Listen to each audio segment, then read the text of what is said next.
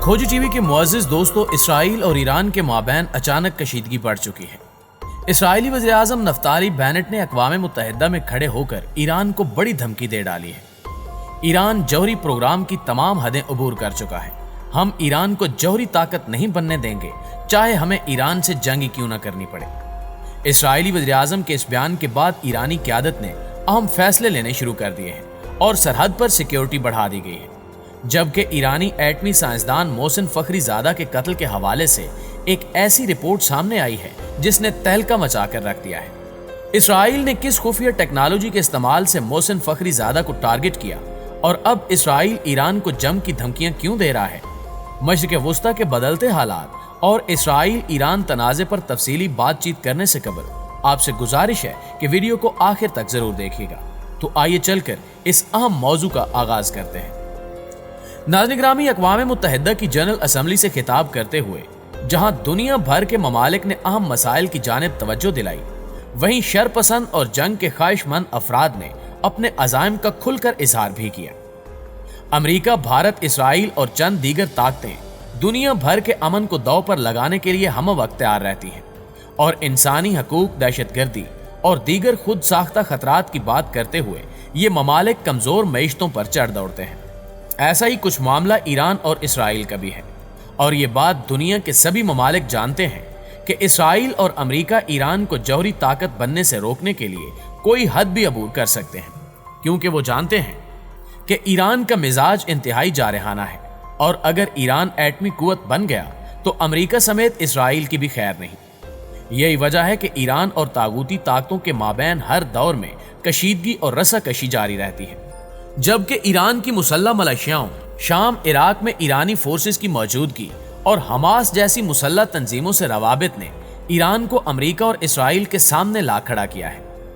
Israel और Iran का तनाज़ा रोज़े अव्वल से ही चलता आ रहा है और अब इसमें शिद्दत देखी जा रही है। इसराइल के नए वज़ीर आज़म नफ्ताली बेनेट ने गुज़श्ता रोज़ इश्तियाल अंगेज़ तकरीर में ईरान को संगीन धमकियां दी और ईरान को जौहरी ताकत न बनने देने के हवाले से आलमी बिरादरी पर जोर दिया। नाज़रीन गिरामी, न्यूयॉर्क में अक़वाम मुत्तहिदा की जनरल असम्बली से खिताब में नफ्ताली बेनेट का कहना था कि ईरान ने जौहरी असले प्रोग्राम में मुख्तलिफ तखफ़ीफ के मामले में खिलाफ वर्जियों में तमाम सुर्ख लकीरें अबूर कर ली हैं, लेकिन इसराइल ईरान को कभी एटम बम बनाने नहीं देगा, चाहे इसे जंग ही क्यों न करनी पड़े। अक़वाम मुत्तहिदा की जनरल असम्बली से अपने पहले खिताब में इसराइली वज़ीर आज़म नफ्ताली बेनेट ने इल्ज़ाम लगाया कि ईरान ने जौहरी हथियार बनाने के लिए यूरेनियम की अफजूदगी में काफ़ी पेशरफ्त कर ली है और इसका जौहरी हथियारों का प्रोग्राम नाजुक मोड़ पर है।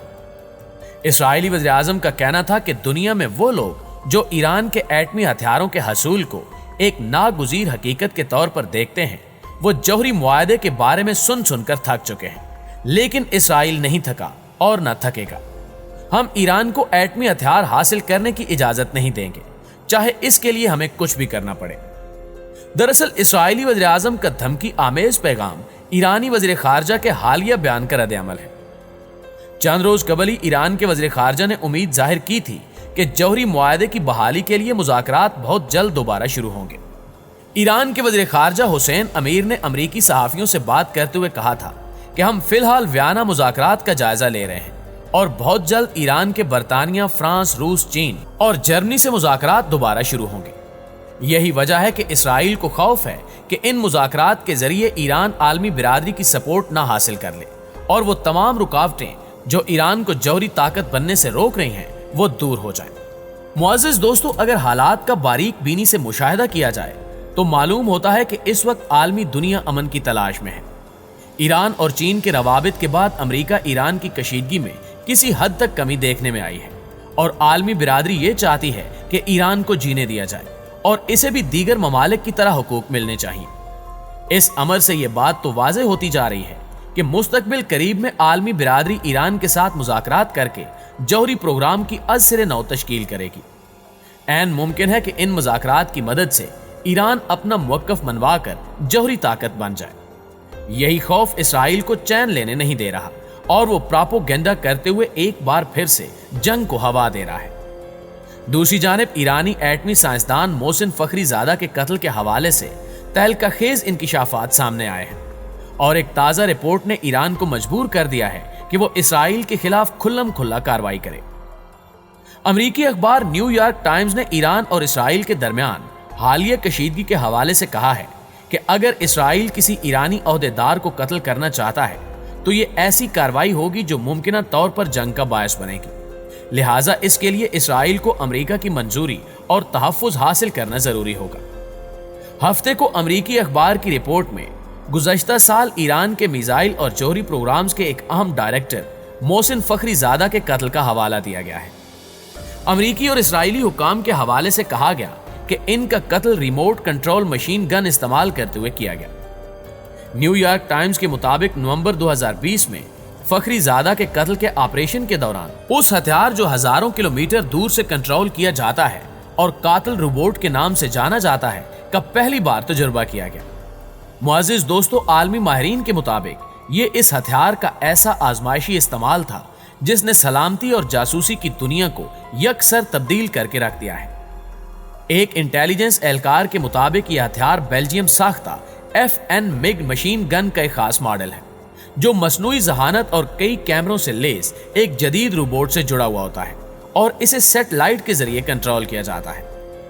رپورٹ کے مطابق محسن فخری زادہ کے قتل کے لیے اس جدید ہتھیار کو آہستہ آہستہ چھوٹے پرزوں میں ایران منتقل کیا گیا اور پھر ملک کے اندر جوڑا گیا۔ سوال یہ بھی ہے کہ آخر انہیں قتل کیوں کیا گیا؟ دراصل محسن فخری زادہ نے پاسداران انقلاب میں شمولیت اختیار کی اور اس انقلابی فوجی ادارے کی صفوں میں رہتے ہوئے ترقی کی۔ انہوں نے اصفہان یونیورسٹی سے ایٹمی طبیعیات میں ڈاکٹریٹ کی ڈگری بھی حاصل کی۔ ایران کے ایٹمی توانائی کے سابق سربراہ علی اکبر صالحی کے مطابق ان کا ڈاکٹریٹ مقابلہ نیوٹران کی کھوج لگانے پر تھا۔ فخری زادہ پاسداران انقلاب کے میزائل پروگرام کی ترقی کے نظام کے انچارج اور ایران کے جوہری پروگرام کو شروع کرنے والی شخصیات میں سے ایک تھے۔ ایرانی حکام کے مطابق انہوں نے وزارت دفاع میں ڈائریکٹر ریسرچ کی حیثیت سے ملک میں ڈرونز کی تیاری میں کلیدی کردار ادا کیا اور میزائل پروگرام کے لیے شمالی کوریا کا سفر بھی کیا۔ محسن فخری زادہ جب مارے گئے تب وہ ایران کے نائب وزیر دفاع تھے۔ کہا جاتا ہے کہ جوہری نینو ٹیکنالوجی اور حیاتیاتی جنگ کے میدان میں ایرانی ایٹمی سائنسدان محسن فخری زادہ جنرل قاسم سلیمانی کے ہم پلہ تھے، لیکن ان کا کام مکمل طور پر خفیہ تھا۔ جب ایران کو ایسے حساس آلات یا ٹیکنالوجی کی ضرورت پڑی جو وہ بین الاقوامی پابندیوں کی وجہ سے حاصل نہیں کر سکتا تھا تو ایسے موقع پر محسن فخری زادہ نے ایران کو یہ ہتھیار مقامی سطح پر تیار کر کے دی، اور یہی ان کا سب سے بڑا جرم بھی تھا، جس کے بعد طاغوتی طاقتوں نے اسرائیل کے ہاتھوں انہیں قتل کروا دیا۔ ناظرین گرامی، تازہ ترین رپورٹ میں یہ انکشاف بھی سامنے آیا ہے کہ اسرائیل کو یقین تھا کہ مقتول سائنسدان ایٹمی بم بنانے کی ایرانی کوششوں کی قیادت کر رہے ہیں، لہٰذا اسرائیل نے 14 سال قبل ہی انہیں قتل کرنے کا فیصلہ کیا۔ فخری زادہ ایرانی ملٹری اسٹیبلشمنٹ میں اپنی نمایاں پوزیشن کے باوجود ایک عام زندگی گزارنا چاہتے تھے۔ وہ اپنی حفاظتی ٹیم کے مشورے کے باوجود اکثر حفاظتی پروٹوکول کو توڑتے ہوئے گارڈز کی بجائے اپنی نجی گاڑی چلایا کرتے تھے۔ قتل کے دن وہ اپنی کار خود ڈرائیو کر رہے تھے اور ان کی بیوی ساتھ والی نشست پر تھی۔ امریکی اخبار نے یہ خبر بھی دی کہ اسرائیل منظم طریقے سے ان ایرانی ماہرین کے انتخاب کر رہا ہے جن کے بارے میں خیال کیا جاتا ہے کہ وہ ایران کے جوہری ہتھیاروں کے پروگرام کی قیادت کر رہے ہیں۔ 2007 میں اسرائیلی کتوں نے 5 ایرانی ایٹمی سائنسدانوں کو قتل اور ایک کو زخمی کیا تھا۔ 2 سال بعد 2009 میں جب ایک اسرائیلی قاتل ٹیم تہران میں منصوبہ بند مقام پر محسن فخری زادہ کا انتظار کر رہی تھی تو اسرائیل نے آخری لمحات میں آپریشن ختم کر دیا، کیونکہ موساد کو شبہ تھا کہ سازش ہیک ہو چکی ہے اور ایران نے ایجنٹوں کو گھات لگا کر پکڑنے کا پروگرام بنا لیا ہے۔ لیکن اسرائیل کی یہ گھٹیا کوشش گزشتہ سال کامیاب ہوئی اور ایک قاتلانہ حملے میں محسن فخری زادہ کو شہید کر دیا گیا۔ یہ شاہراہ ابسرد کو مرکزی شاہراہ سے جوڑتی ہے۔ تھوڑی اونچی جگہ پر ترپال کے نیچے اور ٹرک کے ٹرنک میں 7.62 ملی میٹر کی سنائپر مشین گن چھپائی گئی تھی۔ تقریباً 1 بجے قاتل ٹیم کو سگنل ملا کہ فخری زادہ ان کی بیوی اور محافظ دستہ ابسرد کی طرف نکلنے والے ہیں۔ تاہم قابل ذکر بات یہ تھی کہ مجرم ابسرد کے قریب نہیں بلکہ سینکڑوں میل دور نامعلوم مقام پر کمپیوٹر سکرین کے ذریعے یہ سارا آپریشن انجام دے رہے تھے، یہاں تک کہ پورا ہٹ سکواڈ ایران میں نہیں تھا۔ यानी मोहसिन फखरी ज़ादा को इसराइली रिपोर्ट की मदद से निशाना बनाया गया, जो कि पूरी दुनिया के लिए इंतहाई तशवीशनाक बात है, क्योंकि मुस्तकबिल में इसराइल किसी भी मुल्क में इस किस्म की कार्रवाई कर सकता है जिससे दुनिया का अमन तबाह हो सकता है। लिहाजा इसराइल को रोकने के लिए आलमी बिरादरी को हरकत में आना चाहिए। जी तो दोस्तों, आपकी राय इस वीडियो के हवाले से क्या कहती है, कमेंट करके हमें भी जरूर बताइएगा। इंशाल्लाह आपसे मुलाकात होती है अगली वीडियो में। तब तक अपना और अपने प्यारों का ढेर सारा ख्याल रखिएगा। अल्लाह निगहबान।